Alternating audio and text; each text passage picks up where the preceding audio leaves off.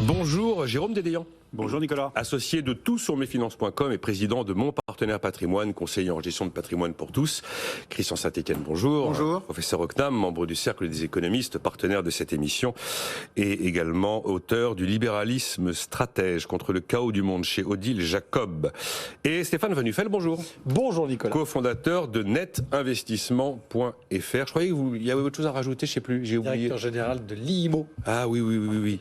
Comment ça s'écrit déjà? L-E-E-M-O.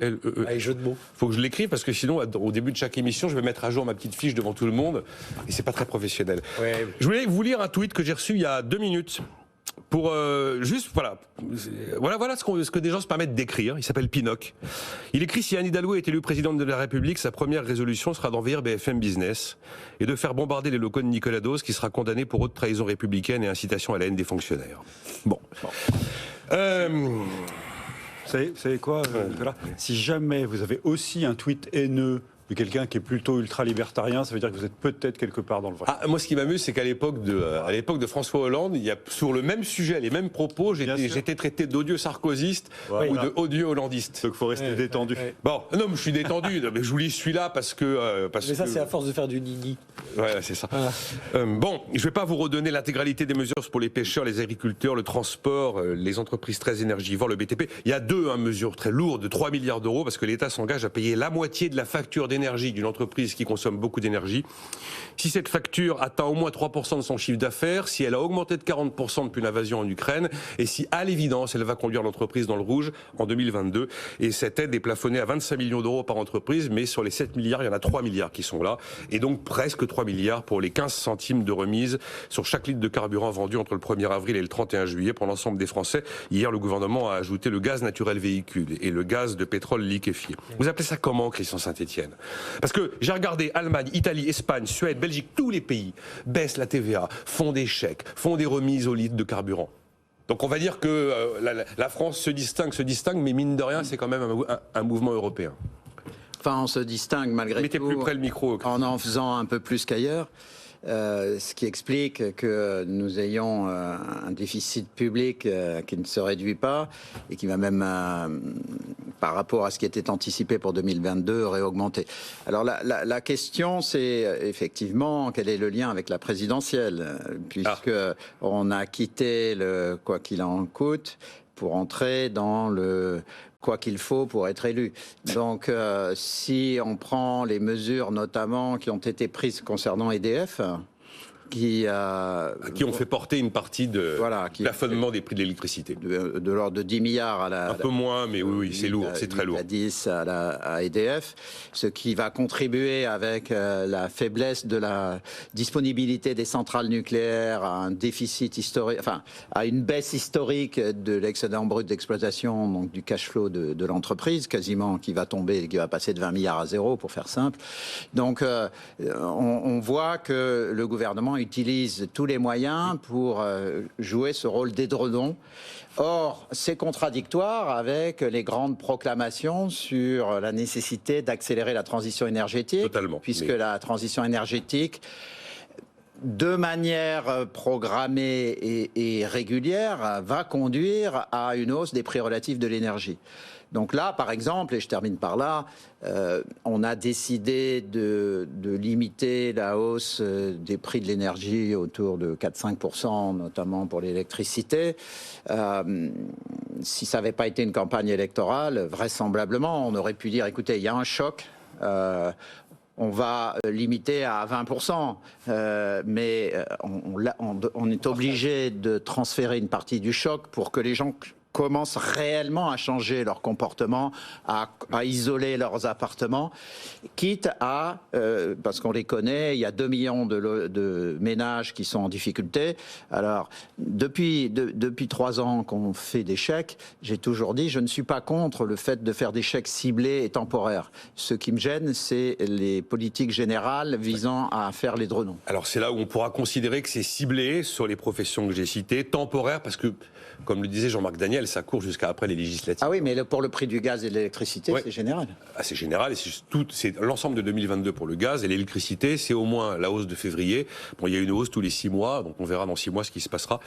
Comment vous regardez cette histoire, Jérôme Dédéan ? Vous vous dites que le choc est tellement exceptionnel que les hausses de factures d'énergie allaient être tellement... C'était 45% d'un coup le 1er février Oui. qu'il fallait et qu'il faut continuer parce qu'un pêcheur ne pourra pas se permettre de payer son gazole à un prix pareil, qu'un gazole non routier qui s'envole, ça met un agriculteur sur la paille, qu'un éleveur ne s'en sortira pas s'il n'est pas aidé, que s'il n'y a pas des accélérations de remboursement de TICPE, un transporteur non plus ne s'en sortira pas. Ouais. Il ne faut pas oublier que cet argent qu'on distribue, c'est l'argent de nos enfants. En fait, par mais ça, analogie, c'est du... Oui. c'est un peu comme si on était un bateau échoué sur la banquise et que le commandant décidait de brûler le bateau pour se chauffer. C'est ça le fond. Après, ponctuellement, Dans l'immédiat, c'est voilà, du déficit ponctuellement, qui va de être la choc en choc. Alors là, je trouve qu'on est de nouveau dans la poursuite de ce qu'on a vécu avec la pandémie. C'est une espèce d'étatisation de l'économie qui, moi, me choque particulièrement. C'est-à-dire que derrière... Vous savez ce que vont dire les gens en vous écoutant? Ah, mais c'est parce que Jérôme Desdeilleur, lui, il n'est pas concerné, il peut se le payer. Moi, je suis son litre concerné dans d'essence à 2 certaines de mes boîtes et on prend des mesures absolument drastiques pour essayer de limiter notre consommation d'énergie, pour essayer que notre coût de revient ne s'envole pas. On répercute évidemment sur nos consommateurs une partie de nos surcoûts de production pour essayer de maintenir nos marges tant bien que mal, mais on en prend quand même un bout pour nous. Non, on vit ça comme n'importe quelle boîte dans un certain nombre de secteurs. Il y a des secteurs plus touchés que d'autres, évidemment, mais on est en plein dedans. En fait, le sujet, c'est... il y a quelque chose qui m'a alerté en parallèle cette semaine, c'est la pression du gouvernement sur un certain nombre d'opérateurs industriels pour dire faites un effort. Et en fait, on a l'impression qu'on est en train de créer un espèce de système d'obligé où on n'est plus dans une économie de marché qui fonctionne normalement. On est dans je t'ai sauvé ou je passe ma vie chaque fois que tu tentes à ces billes à la remplir quand tu viens te plaindre en disant ah c'est dur en ce moment, tu pourrais pas m'aider s'il te plaît. Et derrière, je vais te demander des contreparties. Et en fait, c'est pas sain. À long terme. C'est pas sain à long terme. Mais on peut considérer que c'est pas si on croit aux vertus de l'économie de marché, régulée pour éviter les abus, mais si on croit aux vertus de l'économie de marché et qu'on pense que c'est ça, notre meilleur filet de protection sociale et ce qui développe la richesse et le confort du pays, on ne peut pas être à l'aise avec ça. Ensuite, je ne dis pas qu'il ne faut pas éviter aux pêcheurs de crever de faim. C'est ça quand même. Il y a des secteurs où... Oui, mais c'est très limité. Vous avez 1 millier de bateaux de pêche à aider. Donc, faire une politique générale de plafonnement des prix... Les 3 milliards de prise en charge de la moitié des factures d'énergie, c'est pour chimie, papier, carton, métallurgie, agroalimentaire, sucre. Il y a 2000 entreprises concernées quand même. Je rajoute un dernier truc. C'est ciblé, mais c'est large. On a l'impression, et c'était vrai en France particulièrement pour la pandémie, et ça a l'air d'être le cas, qu'on met plus sur la table que ce qui serait nécessaire. En fait, c'est cet enjeu de surdépense qui va forcément nous rattraper comme un semi-remorque dans une descente dont les freins lâchent. Après, il faut bien reconnaître que tous les pays le font. J'ai regardé en Allemagne, c'est allégements fiscaux. On double les aides directes annuelles aux ménages les plus pauvres. On subventionne le litre. On va subventionner le litre au les carburant. Allemands font ce que je dis qu'il faudrait faire en France. Ils vont subventionner le litre de carburant comme on le fait, quoi. Oui. Oui. Il met 20 centimes normalement. Pareil, 15 centimes en Italie pour le litre. On va aider les entreprises qui consomment de l'énergie.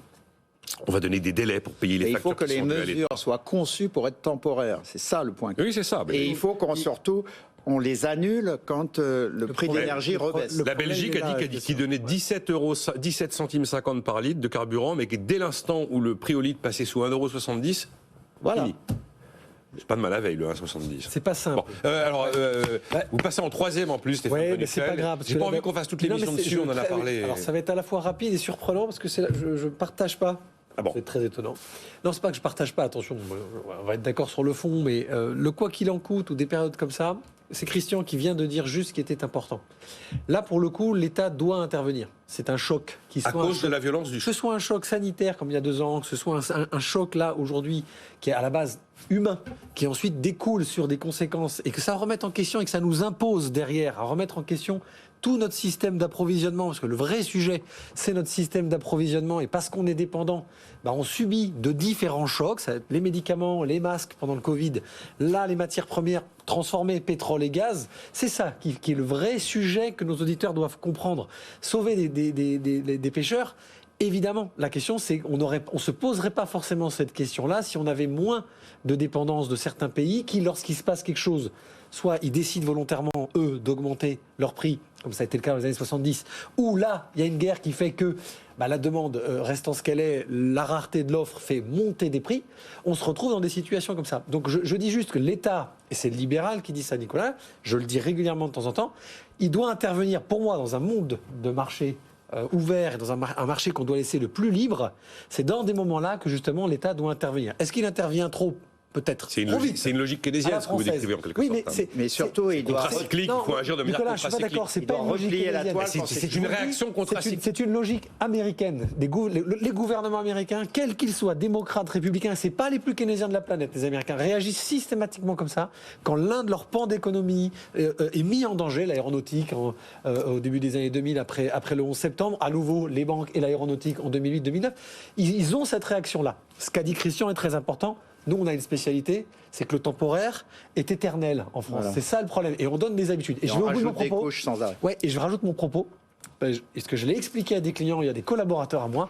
En plus, les gens ne comprennent pas, il faut faire de la pédagogie. Et je donne un exemple pour les gens qui nous Je peux écoutent. plus l'entendre cette phrase. Non mais, oui, mais Nicolas, revenons sur la pompe. La pompe, pas l'industriel. Parce que l'industriel, là, c'est un peu plus complexe. Il faut comprendre que c'est vrai qu'on ne peut pas dire à un pêcheur, il faut que tu absorbes le choc. Déjà que je ne pense pas que ce soit des boîtes qui fassent des marges de dingue.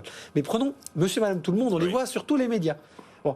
Et les gens sont là, ouais, mais alors, le prix de l'essence est trop cher, ça a dépassé 2 euros. Vous vous rendez compte, même à l'époque, quand le baril était plus cher, c'était pas. Comment ça se fait? C'est l'État, c'est les taxes.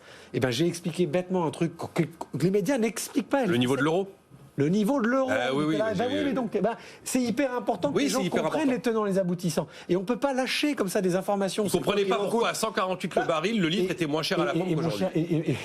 Et mon On cher était à voisin a 1 raison.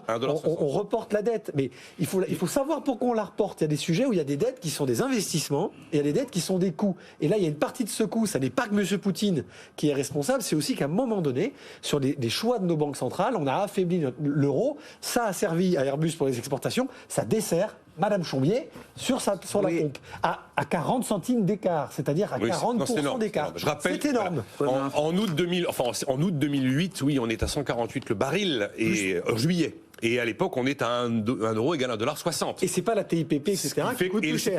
C'est pas en tournant la TVA que tu vas régler ça. Christian Je voulais Saint-Etienne. juste compléter ce que disait Stéphane. Il y a des comportements, à court terme, il faut aider, mais il ne faut pas empêcher les modifications de comportement. Voilà. Mais on paye aussi des décisions. Enfin, si Mme Merkel était un homme, elle serait clouée au pilori. Fermer les centrales nucléaires pour favoriser l'importation de gaz ex-soviétique, c'est quand même hallucinant.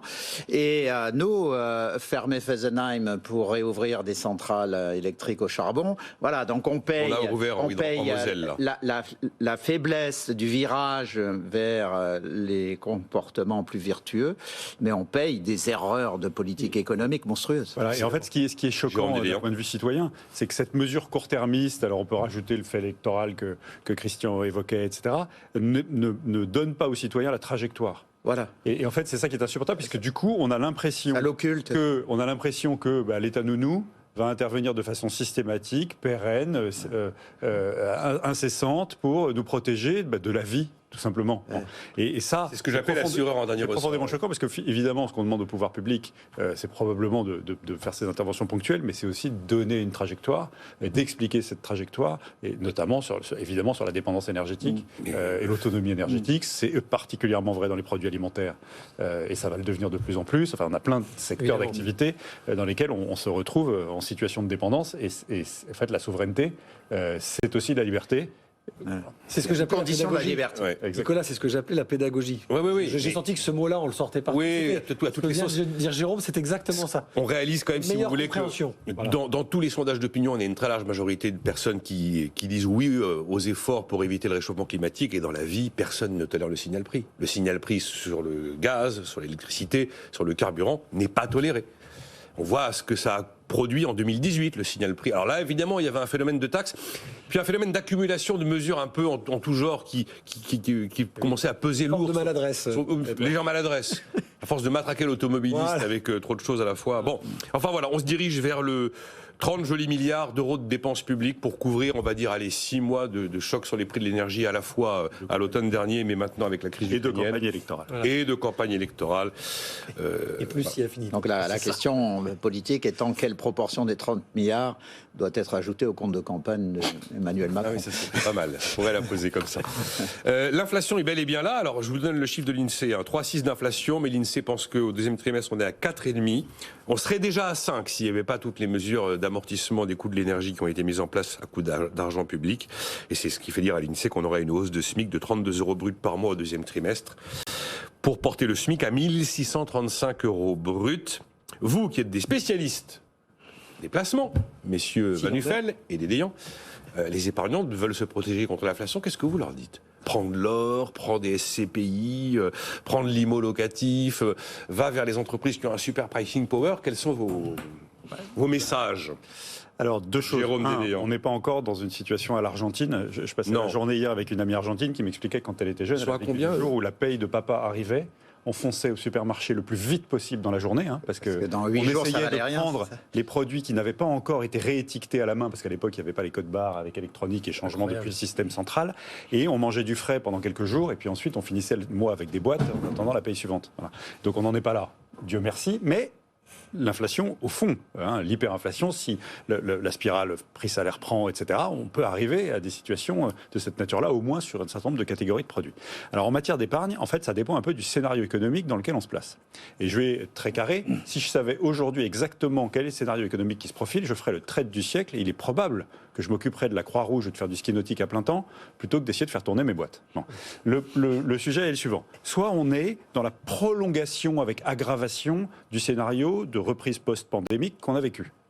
Donc là, on est dans poussée temporaire d'inflation qui dure un peu, avec peut-être certains secteurs, c'est notre fameuse reprise en K, et puis nos problèmes logistiques d'approvisionnement. Ça c'est à peu près sûr. Ce que vous alors non, mais ça c'est un scénario. Non, mais ça c'est la base, c'est-à-dire qu'on est de toute façon au moins dans ce scénario-là. Bon, dans ce cas-là, il est clair qu'il ne faut pas se désengager des actifs risqués. Il faut accepter une certaine volatilité, il faut l'assumer, il faut être capable de l'assumer psychologiquement, il faut être capable de l'assumer dans le temps, mais vous pouvez encore acheter des actions, évidemment. Là, on ne s'assied pas sur l'indice, on revient vraiment dans le règne de ce qu'on appelle la sélection de valeurs, le stock picking, parce qu'on va essayer de sélectionner des valeurs d'entreprises qui ont ce qu'on appelle un pouvoir de monter leur prix, c'est-à-dire qui ont une telle marque, exactement, qu'elles sont capables de vraiment imposer leurs conditions aux consommateurs qui vont continuer à acheter leurs produits parce qu'il y a un lien de dépendance avec la marque ou avec le produit. Genre Apple, par exemple. Voilà. Bon, par exemple. Bon.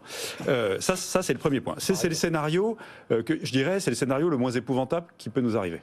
Dans la configuration actuelle. Et donc là, il y a vraiment une question. Alors après, l'épargnant, il va se dire qu'est-ce que j'ai à court terme comme dépense, et il va essayer de mettre de côté en le sécurisant tant bien que mal, ou il va anticiper ses achats pour éviter que son cash soit érodé par l'inflation s'il avait des dépenses à faire à court terme. Voilà. Ça, c'est ce qu'il ne fait pas d'ailleurs. Ce qu'il ne fait pas, ou mal. Ouais. Deuxième scénario. 40 secondes avant de marquer une pause, on continuera après. Deuxième scénario, ça se gâte.